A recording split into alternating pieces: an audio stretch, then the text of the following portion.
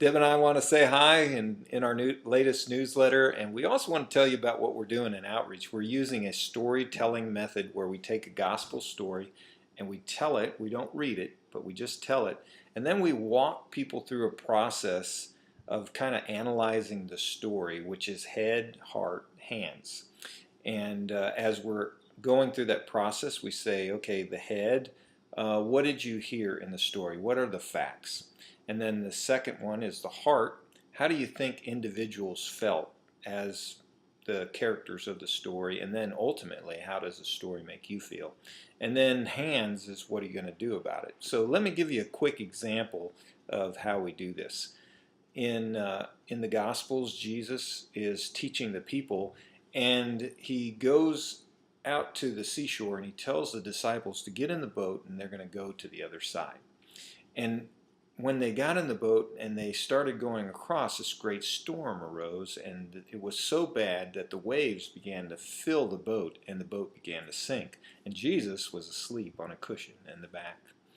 And the disciples were terrified, and they came and they woke Jesus up and they said, "Master, don't you care that we are going to perish?"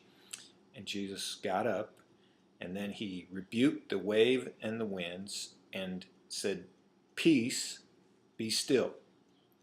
And the waves and the wind were perfectly calm, and the disciples were amazed. And Jesus turns to them and says, "Where is your faith?"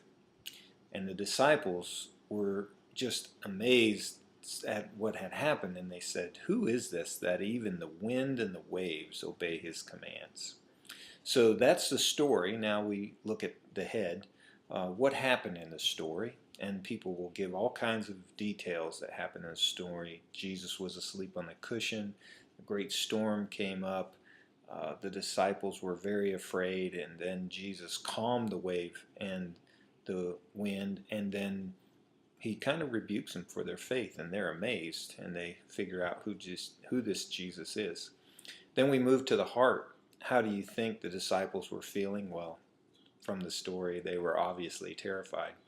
And then how do you think Jesus was feeling at the beginning? Well, he's probably feeling pretty good because he was sound asleep.